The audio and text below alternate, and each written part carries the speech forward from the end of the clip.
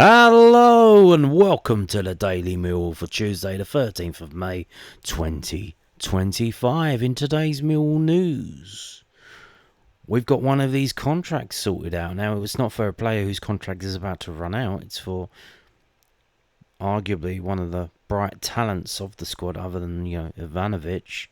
Bangura Williams, he has signed an extended contract, which is good. We've got this colourful website from londonnewsonline.co.uk, the South London Press, an exclusive Millwall midfielder Ra'ees Bangura Williams signs a new long-term contract. Bangura Williams has signed a new long-term contract at Millwall.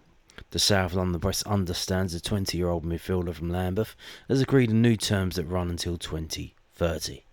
So that's a 5-year contract, which is interesting. Because the club, they never give out the information regarding the length of contracts. Well, they never used to do. I don't know if it's a new thing they're turning. Obviously, if it's like 5 years, you tell people it's 5 years. So that if they come in with an offer, you can say, well, no, he's contracted here for 5 years. If it's a short term, you don't tell them. Because then they will know, hang on a minute, his contract's running out next season. This is our offer, take it or leave it. Bangura Williams joined the Lions from Tottenham Mitcham in December 2023 and penned improved terms shortly before making his first team debut. The youngster marked his senior bow with a superb strike in the 3-0 FA Cup win over Dagenham and Redbridge. Bangura Williams earned an England under-20 call-up in March and came off the bench in a 2-2 draw against Switzerland. Yes, he is playing for England. It is age-restricted, but if he is in the top 30 players at his age group, that's got to be something. And I often bring you these, obviously I talk about these games and I bring you the squads. Do you know how many players that are contracted for championship teams are in those squads? Very few. Some of them are on loan in the championship from Premier teams, but very few of them are championship players. And that's a fact. He made 13 appearances in all competitions, but did not feature after the middle of March due to an ankle injury. Neil told our paper in March, Alex Neil told our paper in March that Bangura Williams' pathway to Millwall had its advantages after not coming through an academy setup. The main benefit of coming through that way is that he's exposed to men's football, however limited that was. Because I don't think he played a huge amount of games there either, said Neil. Sometimes the academy is a little bit more protective, shall we say, with the young players coming through. Whereas when you go into a man's environment, it is what it is. You either sink or you swim. And from that perspective, a lot of the kids that came through that way have an edge that a lot of the academy kids maybe lack. Indeed they do, in my opinion.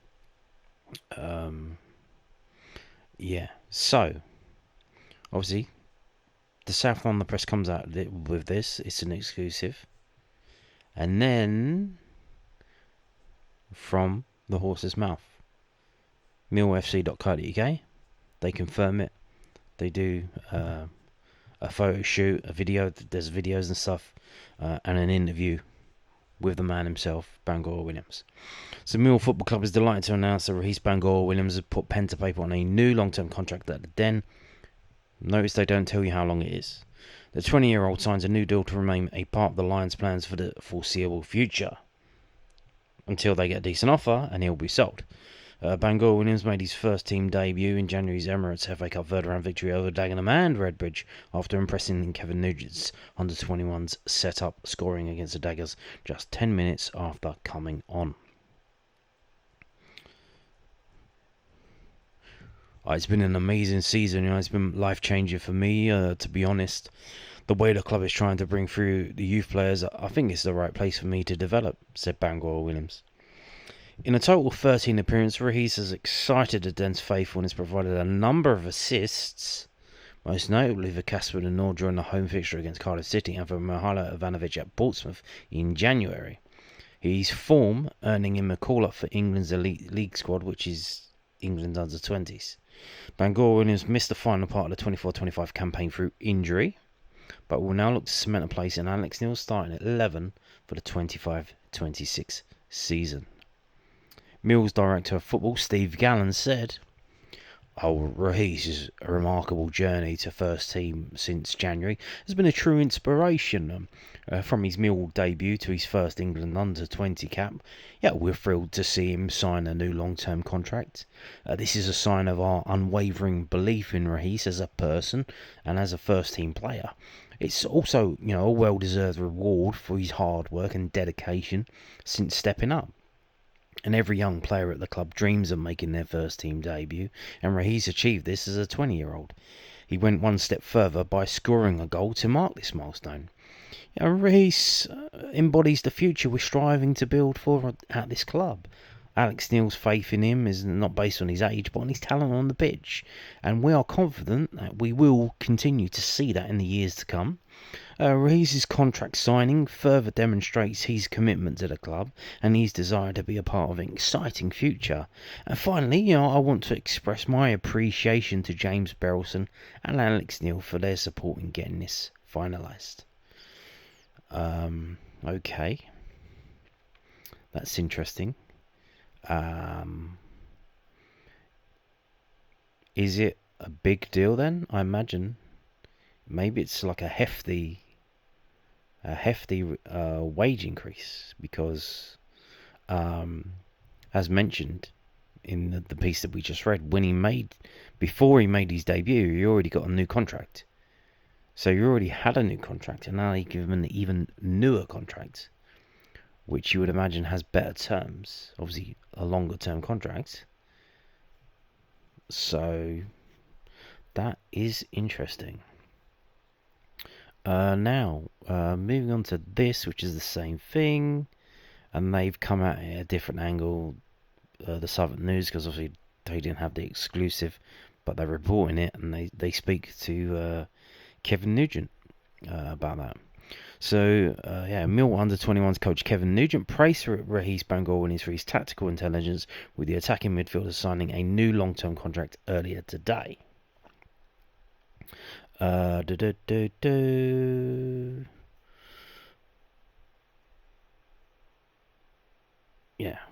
So he made his debut in the FA Cup. The 20-year-old had an immediate impact, scoring a stunning solo goal in the 85th minute. Alex Neil handed his championship debut 5 days later, and then started the following 3 league games, registering an assist in each one. Bangura Williams was called up to the England Elite League squad, formerly the under-20s, in March, and made his debut against Portugal, replacing former line Romain Esse. He suffered an ankle injury on international duty. I told you that as well. And did not, because I was watching the game, and did not feature for the rest of the season, finishing the campaign having made 13 appearances. I wonder, did they get compensation for that? Because there's supposed to be a system where you get compensated for that. Put a claim into the FA, but then does that affect his chances going forward? I don't know, but Nugent believes Bangura Williams has the attributes to thrive at Millwall. I say this to our lads quite often. It's one of the key questions that first team managers always ask you. Can I trust him? Now, what they mean by that is, when they're talking about that, is a lot of it is possession, but there's a huge chunk of that out of possession as well. As you'll see in the Championship, sometimes the possession counts, and they can differ a lot in games and who you're playing against, particularly, with our manager. He's very, very good tactically, and he wants his players to understand that as well. So with Ra'ees, he's got someone who does understand it and will improve under his guidance as well. Well, I certainly do hope so. Not bad, eh? Not bad. So we got this also from the southernnews.co.uk. Now the headline says, former Millwall head of recruitment analytics appointed Cambridge United head of recruitment.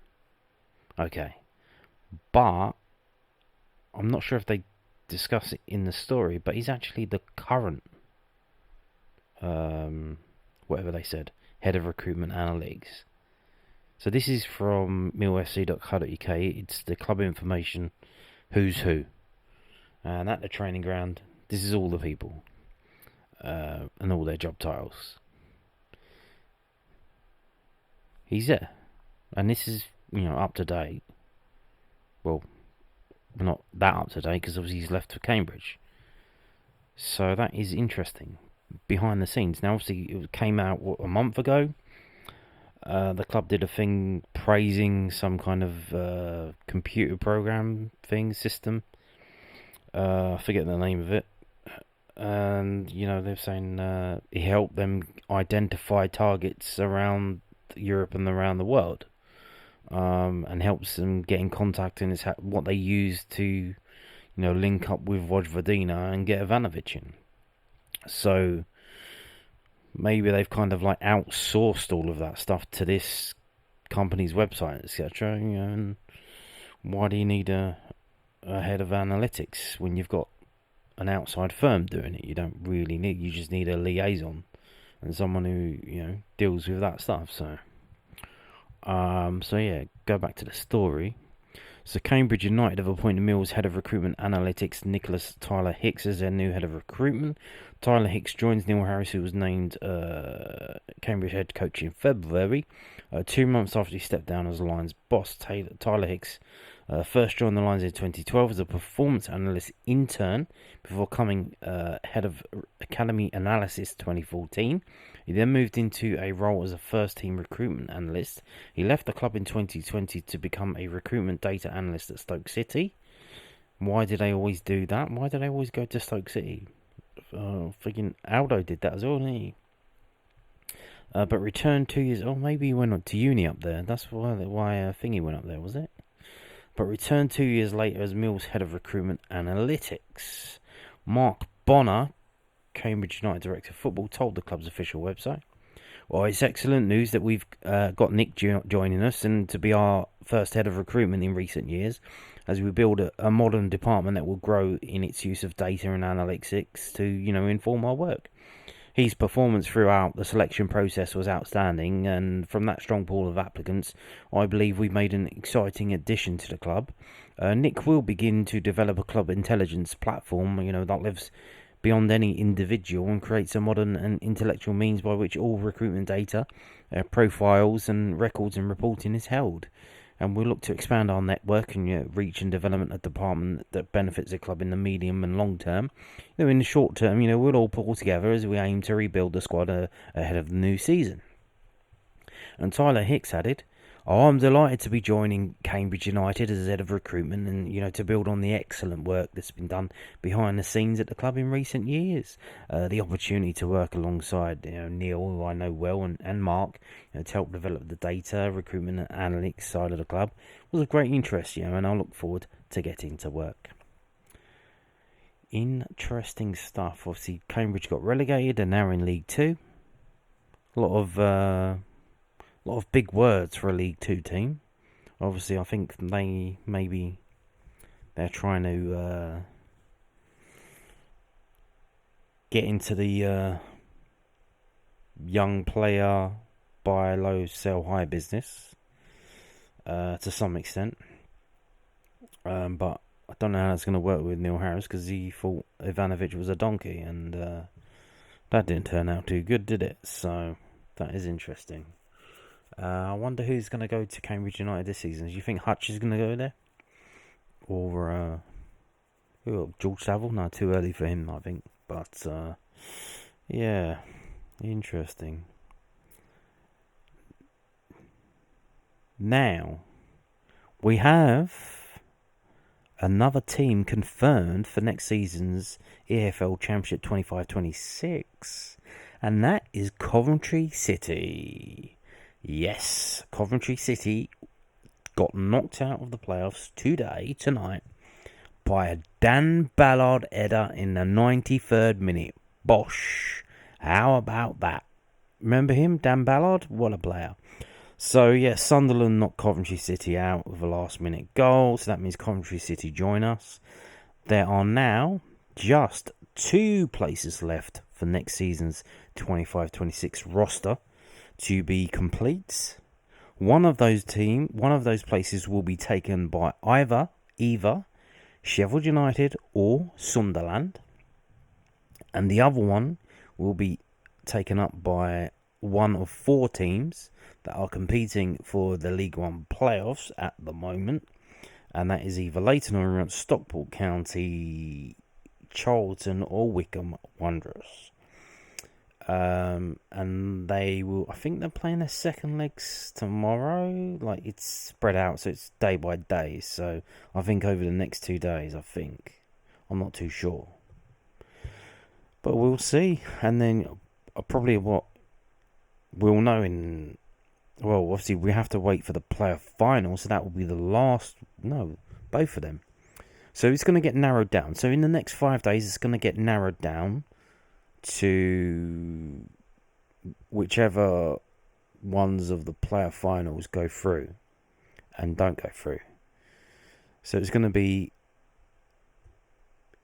within 5 days, we're going to know which of the League One teams are in the playoff final. So then we'll know it's one of them or one of the other. And the same with, we know at the moment it's either Sunderland or Sheffield United.